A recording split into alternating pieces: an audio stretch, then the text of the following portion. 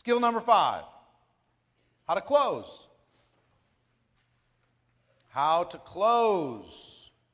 This one freaks people out.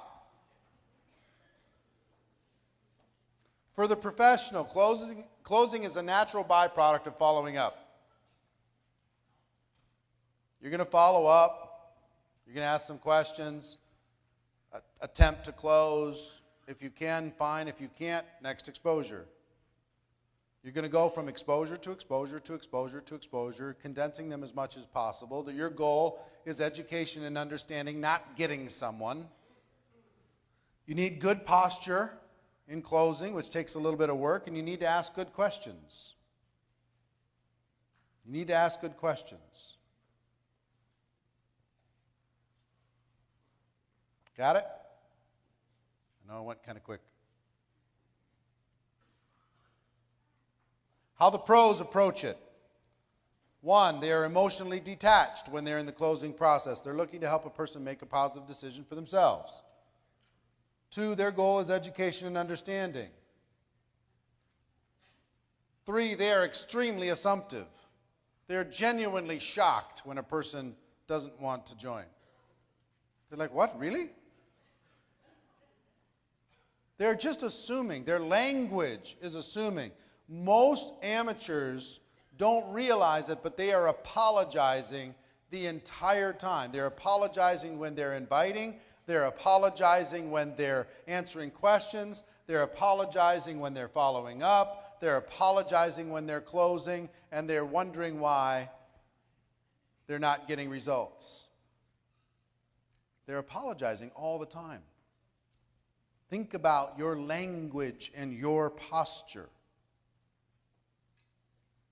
They also know people are joining them. A lot of you are saying, hey, come check out my product. Some of you are saying, hey, come check out my opportunity. But you know what leaders kind of say? In addition to that, come join me. Come join us. Let's do it together. 1 + 1 adds up to 5. 1 + 1 adds up to 10. We can do some amazing things together. They know that the prospect needs some emotional security blanket, that you're committed. You can't they have to have some belief in you, like Mike said. They have to believe that that leader is going to be somebody that they can respect and that they can do business with. They don't have to be exactly the same as, but leaders know that people are joining them. And leaders are always prepared. When it comes to closing,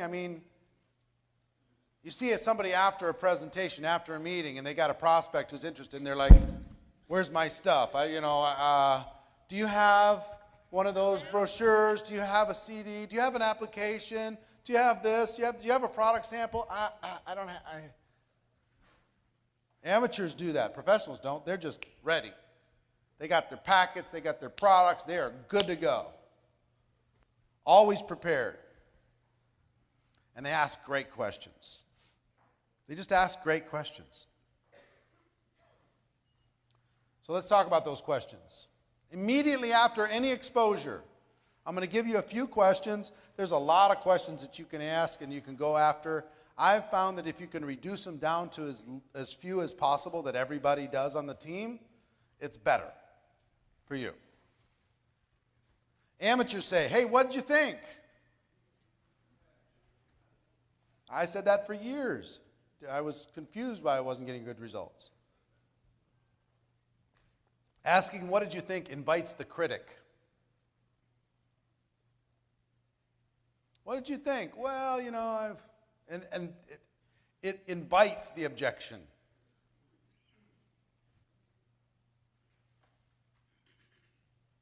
Professionals ask leading questions.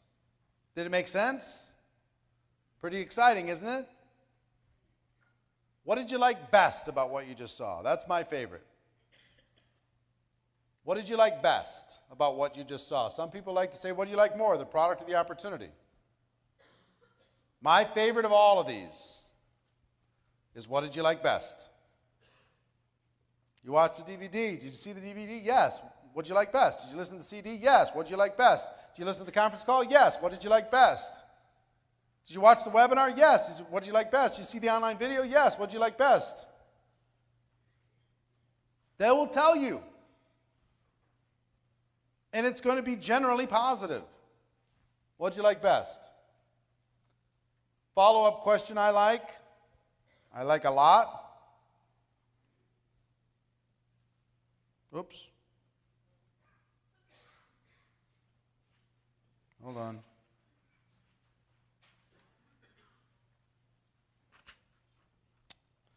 This one's missing. But here's the question. Follow-up question I like, on a scale of 1 to 10, 1 being you don't have any interest in, 10 being you're ready to get going right this second, where are you? Where do you see yourself?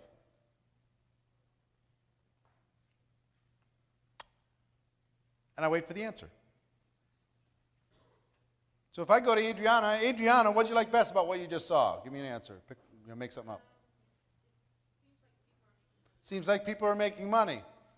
So let me ask you a question. Scale of 1 to 10. 1, you have no interest at all in even pursuing this any farther. And 10, you're kind of excited about it. You maybe like to do something with this. Where do you see yourself? Yeah, where are you? 1 to 10. 6. Now, anything over a 1 is good. I'm serious. What does a 2 say? There's a chance, but you have to convince me. There's some work you got to do before I'm ready to pull the trigger here. I've got some serious doubts, but I'm not closing the door. 1 closes the door. So if they say a 2, you just say, well, what can I do to help you get to a 3 or a 4 or a 5?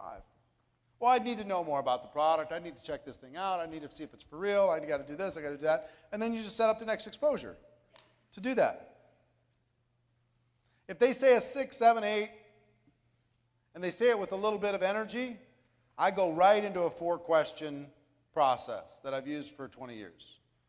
This little 4-question close at the end of an exposure will get you more results than you can even believe. And it's learnable. All of you can learn it. Question number 1. Based upon what you've just seen, if you were to get started with this company on a part-time basis, let me ask you this question, Adriana. Based upon what you just saw, you said you're a 6 on a scale of 1 to 10. If you were to get started, just hypothetically, on a part-time basis, about how much would you need to make per month in order to make it worth your time? About $3,000.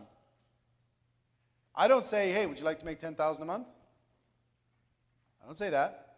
You'll be surprised at how low these numbers are when you ask people. If you were to get started part-time, well, how much would you need to make in order to make it worth your time? Well, $500 a month, $1,000 a month, $2,000 a month, whatever. Okay?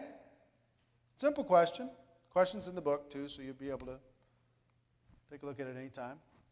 Number 2, Adriana, about how many hours a week could you commit to developing that kind of income?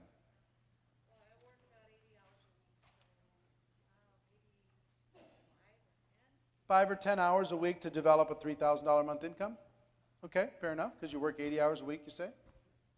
Question number 3, how many months would you work those kind of hours in order to be able to get to your $3,000 a month? Have to happen pretty fast? Yeah? Do you mind asking me, letting me know how much you make with your 80 hours a week right now? About $80,000 a year. So you're making about $6,500 a month, working 80 hours a week, and you want to make $3,000 a month working 5 hours a week, and it has to happen pretty fast.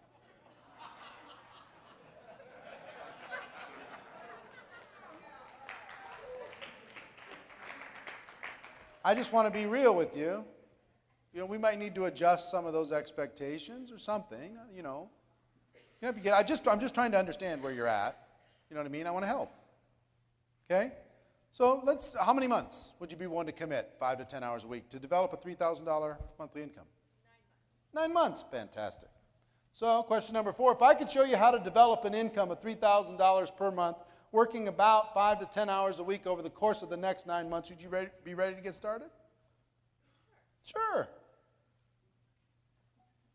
Now, how do you show them? You pull out your compensation plan. You give them a little game plan that shows them how to be able to get that kind of income, which every one of you should be able to do.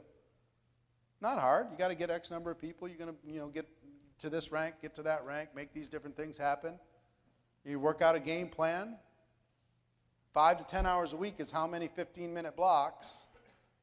20 to 40 15-minute blocks that you could spend over the course of a week in order to be able to develop that type of income. You can put together a game plan, make that happen. All right, I'm excited for you, Adriana. This is going to be fun. Okay? So I'll start over, and I'll use Albert here. Albert, based upon what you've just seen, if you were to get started with this thing on a part-time basis, about how much would you need to earn per month in order to make it worth your time? At least $500 a month. Fantastic. How many hours a week do you think you could commit to doing that, to developing that kind of income?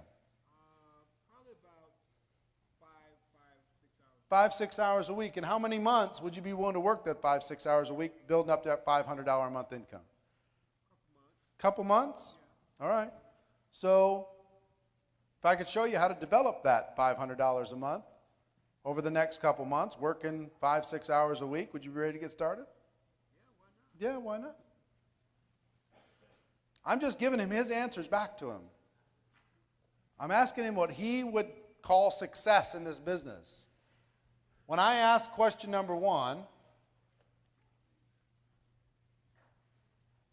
how much would you need to earn per month in order for you to rearrange your life and to take on something new? The reason why, in order to make this worth your time, is such an important part of this question is because they got to go, okay, what would be worth my time? The distraction, what I got to do with family, what I got to do with my job, I got to put in some extra stuff. And they come up with a number in their brain that would justify it. And they go, click, click, click. Nope, that's not enough for the distraction. Click, click, click. Nope, that's not enough for the distraction. Click, click, click. Okay, that's the number that would be worth it. $3,000, $5,000, $6,000. Okay, fantastic. Then how many hours a week could you commit to developing that $6,000 a month? And they go, I can move this here, I can move this there, I can make this happen. Okay, I'd give it 10 hours a week. I'd give it 20 hours a week, whatever it is. How many months would you be willing to do that? Okay, I got to be reasonable here. I got to give it a little bit of a commitment. I can't expect instant results. I got to, all right, I'd give it a year. Give it a year. If I could show you how to get everything that you want. Are you ready to go? Well, yeah, you're showing me how to get what I want. I'm ready to go.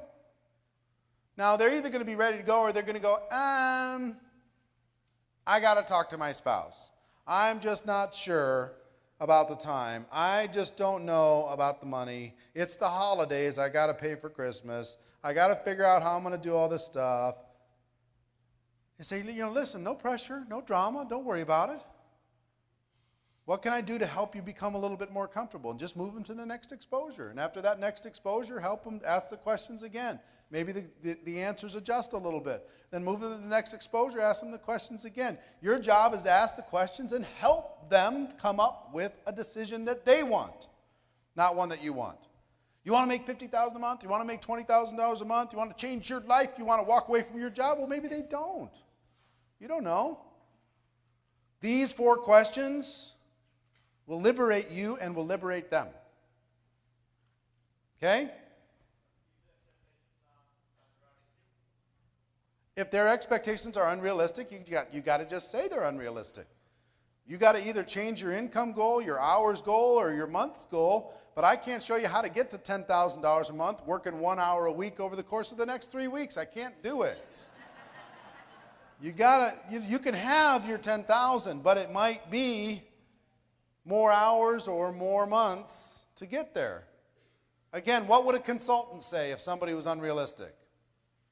You're unrealistic. I can help you. I'm not saying that your vision isn't possible, but we have to adjust some things to be able to get there. So it's 4 things. How much money, how many hours, how many months, if I would you. Okay? All right. Here's what I want you to do. Make a quick note in your, quick little outline in your notes. Question number 1, or just point number 1, what did you like best? Number 2, 1 to 10. and then these 4 things. What did you like best? 1 to 10, and then these 4 things. 1, 2, 3, 4. Okay. I need you to do something for me. Everybody, I need you to swear a solemn oath.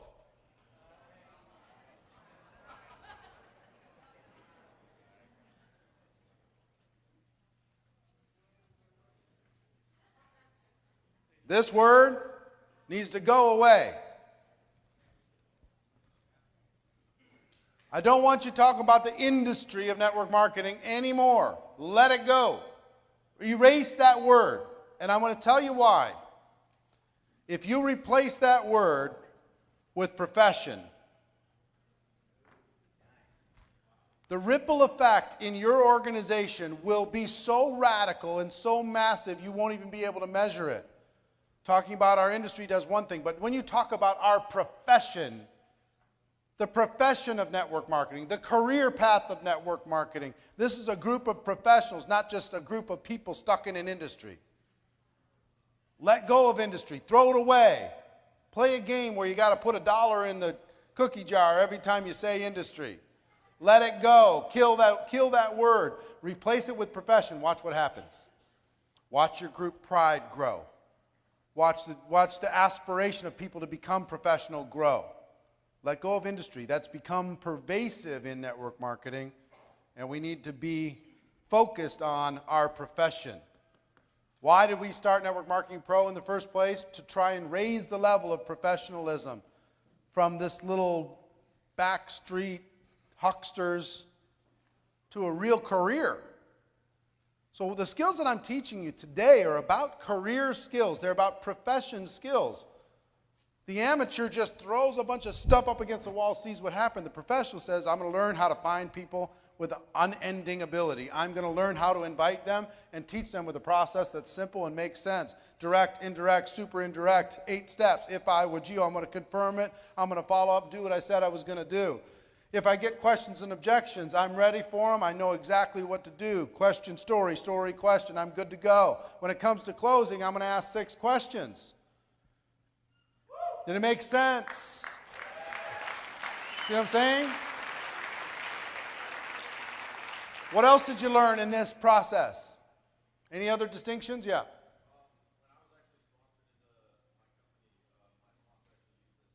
Your sponsor used this on you when you started with your company? Gave you ownership. Made you feel like you're in control. Sure.